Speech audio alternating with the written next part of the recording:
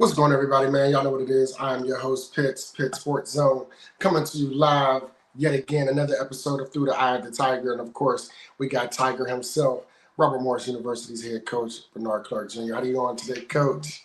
Doing well, man. Doing well. Practice went pretty good yesterday and today, so feeling good. Feeling good. Coach, congratulations, man, on that W against St. Francis, 24-14. You can real quick, just take us through. I like to, follow up first from, last week's game a little bit. And if you can kind of take us through some of the things that transpired, what were some of the key takeaways from last week's game? Well, the biggest thing is we started fast. We went out early. One of those situations, defense went out there, did a good job at first, stopped them, slowed them down. Offense went out there. We didn't get points, but the second time they scored on us first. And then the good thing about the game, when you talk about highlight, we came from behind. Went down and kicked the field goal. They went down and scored 7-3. So that was a good thing. We didn't quit. We started fast, played physical, and we finished. So that was the thing that was positive about what went on. But it was back and forth. Like I said before when we were talking last week, even though they were 0-6, we're talking about a team that fought, and that's what that team did a good job of. They stayed in it, they fought in it. The key moment, in my opinion, the key moment was right before the half. We couldn't punch it in 2 minutes. We punted the ball to them. Punter did an unbelievable job. Jason did a great job, but they weren't coming to get the punt. So he set it up. He waited for our punt team to get down there. Then he kicked it at the perfect time. He kicked it over end, which is a harder ball to catch than that spiral. Yeah. And the punt return guy, he fumbled it. Our snapper was right there to jump on top of it. We ended up capitalizing right before the half, ended up scoring a touchdown. So that was huge for us going up because we got the ball back the second half. So it was huge for us to do that and get ourselves in position to go ahead at halftime. Big play that happened. So. And for those who were wondering, when Coach say end over end, that means the ball is spinning like this.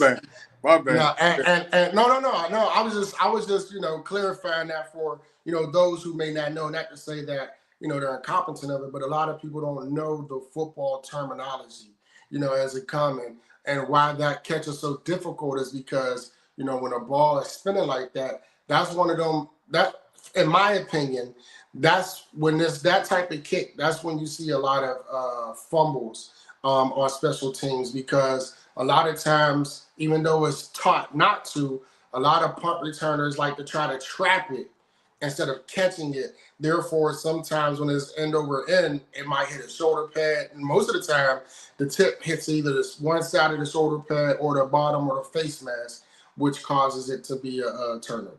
And that's exactly what happened. It turned over and it hit a shoulder pad and it bounced out. And when it bounced out, it went to the ground. We got on top of it. And the thing about it, most punts, if people pay attention to punts, most punts are spirals. They go like this. They don't flip end over end. So Jason did a good job of having that thing flip end over end and make it a more difficult catch. Kickoffs are end over end, but you got a longer time to catch that ball. Yeah. So you're not as worried about it when you're in a punt situation. That ball's turning end over end. You got people right in your face, 2 yards away from you, and you got to catch it and make sure you catch it on time. So that's why it was a more of a difficult catch. And Jason did a great job, and Zach did a great job of jumping on top of that thing and did a great job of covering up. And we punched it in the end zone, which was extremely important. Now, the craziest thing is we kept shooting ourselves in the foot. You and I talked about this before. We had 27 missed assignments on offense. And one of them was on that, we get ready to score. We score a touchdown, find out one wide receiver covered the other receiver up.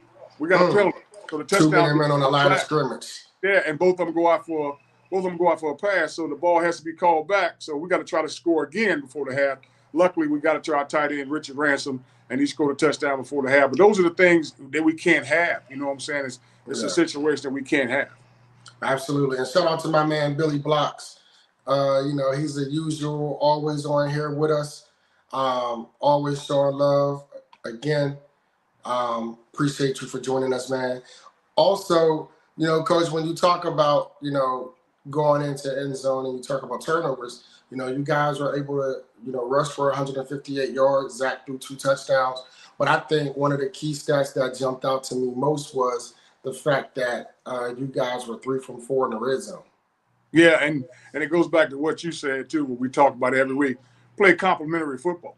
It was a situation when the defense stopped them. Now we're able to punch it in. When we had that fumble with their punt return team, we were able to punch it in.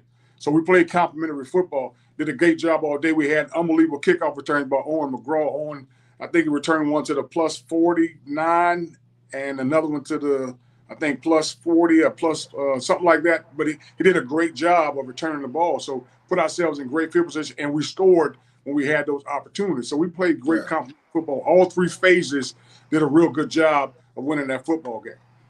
And so, if we can delve a little bit more deeper into the game. I know you spoke on you guys scored 3 in the first. They came out, scored 7. You guys were able to respond and Mm-hmm. score to make the score 10-7 going into halftime.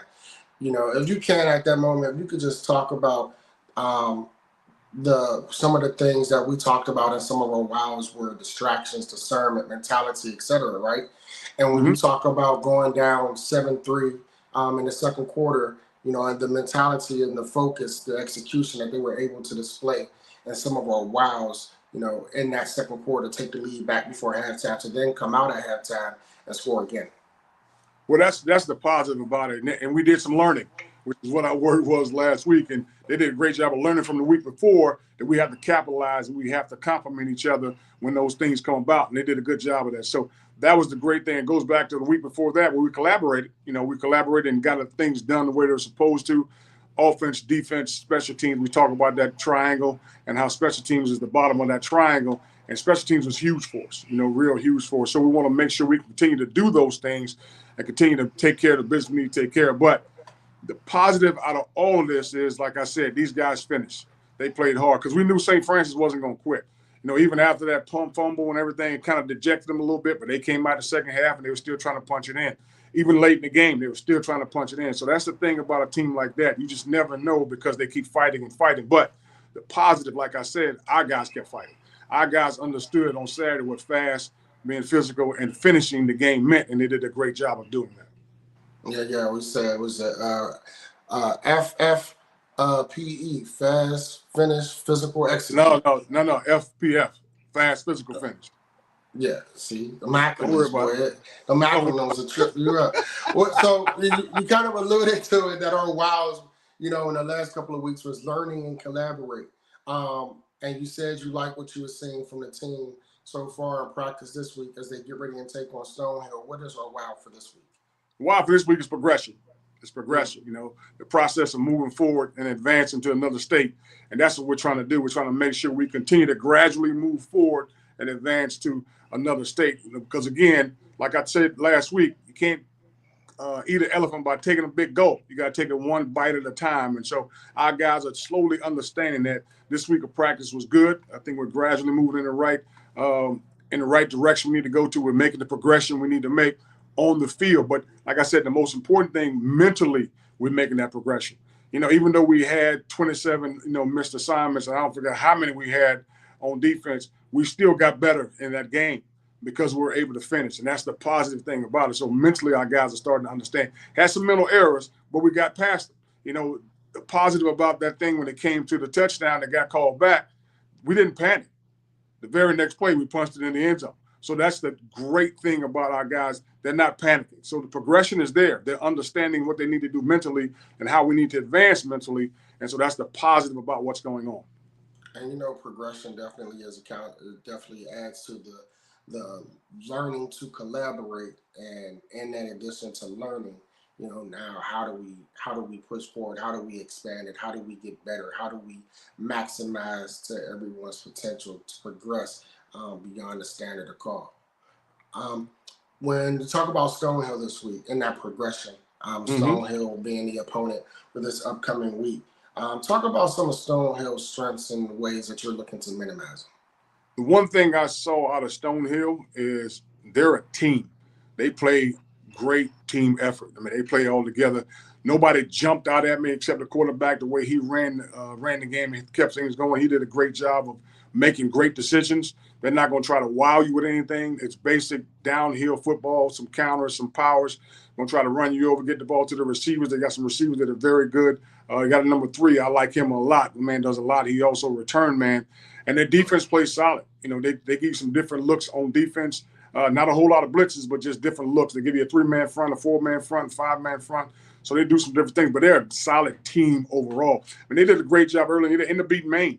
You know, it was a 4th and 21 against Maine, and receiver got behind everybody in the end zone. The quarterback saw him and put it right in his lap, and they end up winning the game against Maine. So they're a solid football team. They're 3-5, but they're a solid football team that plays well and plays hard. They beat LIU. I mean, they got some good wins under their belt, and they played tough. But probably the thing that jumps out, like I said, Pitts, man, they're a solid team that plays together, and they complement each other when it comes to playing on that football field.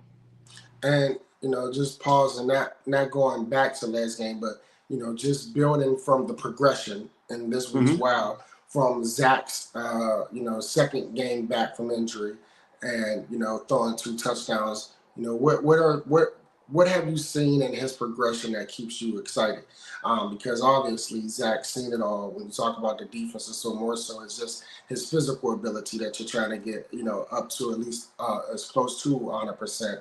But when you look at Zach and the fact that he was able to throw for 162 yards last week, with 2 touchdowns, talk about his progression and what you've seen from him in these last couple of weeks. Well, last week, the thing that jumped out was his toughness. My man was getting hit a few times because he saw some hots coming and the hot routes didn't open up. He was holding the ball a little bit too long. He was bleeding from his lip. He was bleeding from his hand. He had blood all over his jersey. So we know he can take the punishment a little bit now. So he's not as banged up as he was. But not only that, he's getting a little more mobile. He's back to getting close to being as mobile as he was before, and he's making the right decision. So that's the good thing about it. So he's able to tough it out. He's been able to tough it out for us and push forward. So that's the thing that's jumped out about it more than anything else, because the more he's able to tough things out, the more free that arm's going to be to get those balls down the field. When those ribs were hurting, he couldn't get the ball down the field like he wanted to. But that's slowly coming back to him. Like you said, he hit a couple of touchdowns, one to Thomas Lee and one to Richard Ransom. He got it to Rich. So it's one of those situations where he's getting them out there, putting it on the money, being where it's supposed to be. So his accuracy's coming back, his mobility's coming back, and his toughness is coming back. So those are the 3 things that we need out of him in order to be successful. A couple of the things that jumped out to me when I looked at the stat sheet from last week's game was the fact that the execution seemed to be there, right? Yeah. Because St. Francis had the ball more. They ran more plays. They had more time of possession. They had more first downs. They had more yardage. Only by 20. I mean, by 22, I believe they had 342. You had 320. Yeah. How did it feel for you to see? Even in the situation where statistically it looked like it was going St. Francis' way, but your team, were able to execute as proficiently as they was. Given that the past recent weeks, a couple of things that we talked about a lot was finishing and execution. Well, the thing about it, the reason we were able to do that with less time and stuff like that, it's because of the special teams. Like I told you, we had 2 big, huge kickoff returns. I think one was, like I said, one thing was to the +40, and that was to like the -45. So, and we happened to score off those. So that's why I was a little screwed when it comes to time of possession and things like that. But they did do a great job of controlling the ball. They did a good job of controlling the ball. But the complimentary thing that jumped out on top of special teams was also, like you said earlier, Ethan had 50-some yards, 130-some, whatever Ethan had. He had an unbelievable day running the ball. And so that was the thing that was – we were averaging like 5 yards of pops pitch every time we touched the ball and ran the ball. So we're able to, on 2nd and 5, you're able to do some different things. You're able to make some things happen. So that was a positive. Our running game was up to par, did a great job at the running game. So the complimentary football was there, like I said before, and the progression was there because you saw guys gradually getting better as we did what we need to do. So that's what I take from the game more than anything. Even though we didn't have the time to possess, even though the stats weren't there, we took advantage of the opportunities that we had to score, and we hadn't done those things in the past few games. So that's definitely the thing we take away from that, taking advantage of the opportunities that we had and playing that complementary football that you and I always talk about.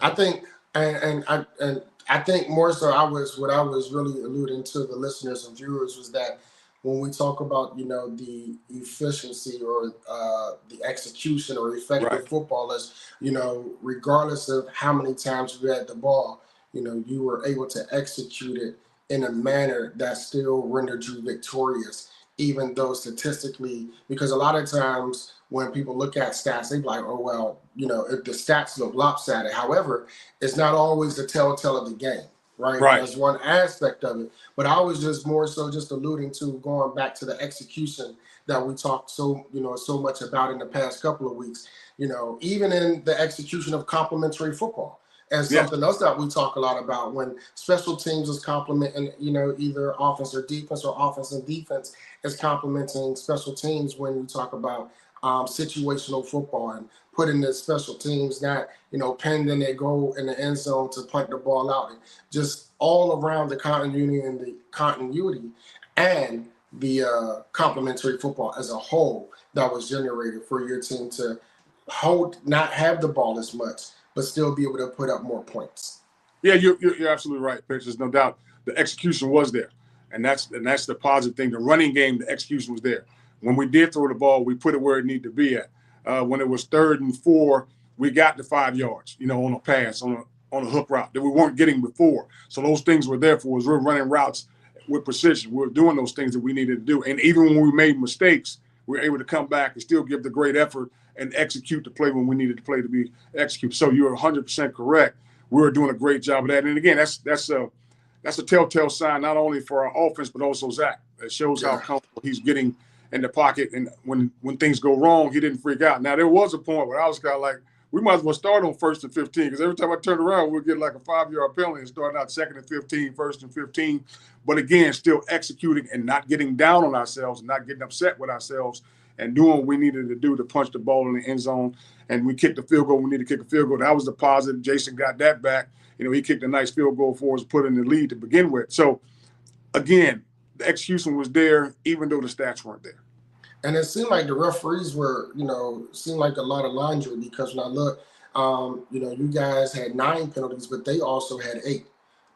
So when I look at the stat sheet, it seemed like the rest was just letting the flag drop. It was they were running and it was falling out. You have no idea what you're gonna get week to week. So I'm one of those guys, man. You can't sit back and say the refs did this. You just never put it in their hands. And that's what it boils down to. You don't ever bring it down to a point where, prime example is Missouri and Vanderbilt. I mean, my man, knock it down. Knock the ball down. Don't let him catch it at the 1-inch line. And now it's on the referee, it's on the replay guy to say, was he in, was he not in, was the ball over, was the ball not over? Right. And now it goes down to the ref said he was outside of the end zone, so it's like the play stands. So when the play stands, it's not about them saying it's here or it's there. It's kind of like, well, we're going to let the refs make the calls, we're going to make the calls. So what it boils down to, you can't get caught up in the referees. I'm constantly telling the assistant coaches on our side, guys, don't talk to the refs.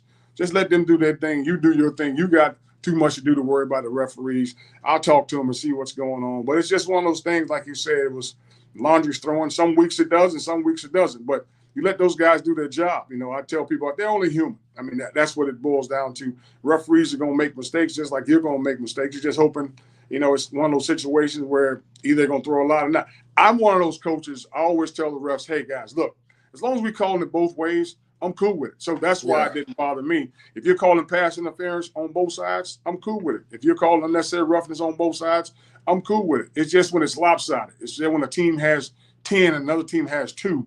That's when it becomes an issue for me. But other than that, man, the referees don't bother me. Let them do their job. We do our job, and everybody's good. Last week, and you kind of alluded to it, last week actually was 5.6 yards per carry. Okay. As it came to the rush in the running game last week. What are some of the takeaways in addition to the learning and the collaboration that took place on last week against St. Francis? Are you looking forward to carrying over this week against Stonehill as they progress forward? Well, definitely the fact we had a good running game. We felt like Shine had a good game, and we also felt like, Wack went in and relieved him when we needed him to relieve him. So that's the one thing we always want to carry over is a good running game. But also the decisions by Zach. Zach made some good decisions, too, when the running game wasn't there. Instead of trying to go deep with it, taking that 5-yard hitch here, taking that check down to the running back and getting those 4 or 5 yards that we need. So the decision-making is something you always want to carry over because, again, like I said, this team is going to give us a lot of different looks. They're going to have some 3-man fronts, some 4-man fronts, some 5-man fronts, and they're going to be times they're only going to rush 2. it's a situation when sometimes they're rushing 3 and they're dropping 8. So we got to make sure we're making proper decisions and not making bad decisions. Absolutely.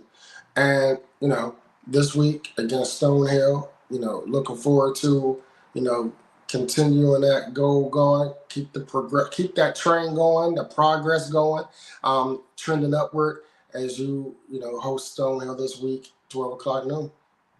They host us, and we're going there. So we leave it tomorrow. Right.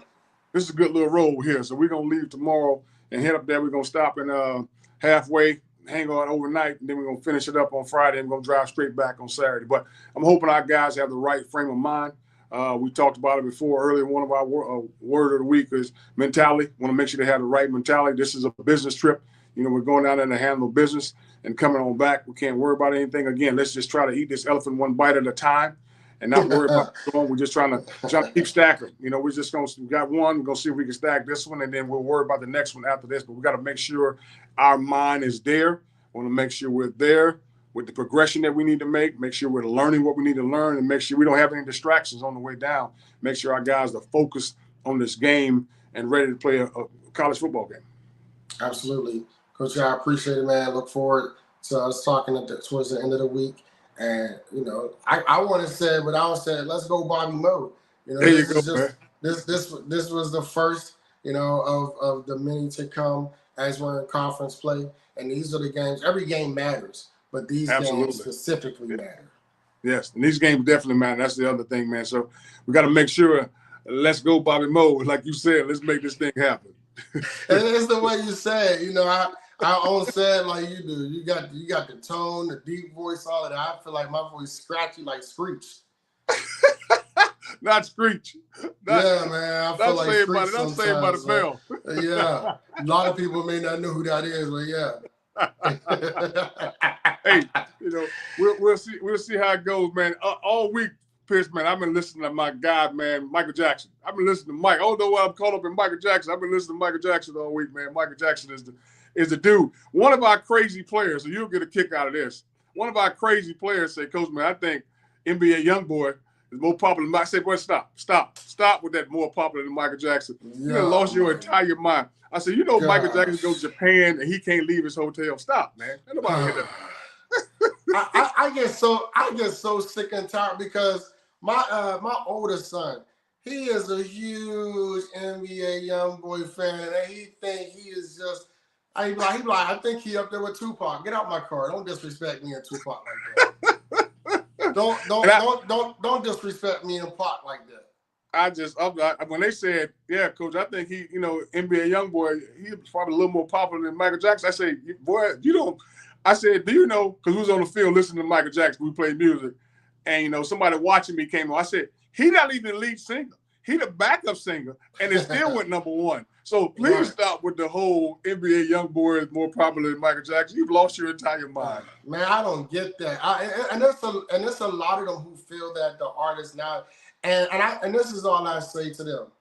If we didn't because back then you had 8-track, you had disc players, 8-track, you had walk cassettes played, and then you had CDs. Strictly. If Michael and them was strict on streams and downloads, man, stop. Man, stop. When Michael and them drop an album and you see the whole record store packed with people in lines waiting to get it, man, stop. That's all I say. You had to go to the store to buy it. And just not in your house. You had to go to the store to buy it. So when he was selling 10 million, that means 10 million people were showing up at the store. Man, if Michael and them was making music now, they'd be billionaires. So, but no, man, I just had to bring that up because these cats didn't lost their mind. So I'm gonna go back and listen to Mike later on, and I'm gonna have Mike yell out, "Let's go, Bobby Moe!" Wait, do the AI remake like you sent me, because man, I swear, when I still be listening to the Many Men one that you sent me, it is mind-boggling because it sounds good.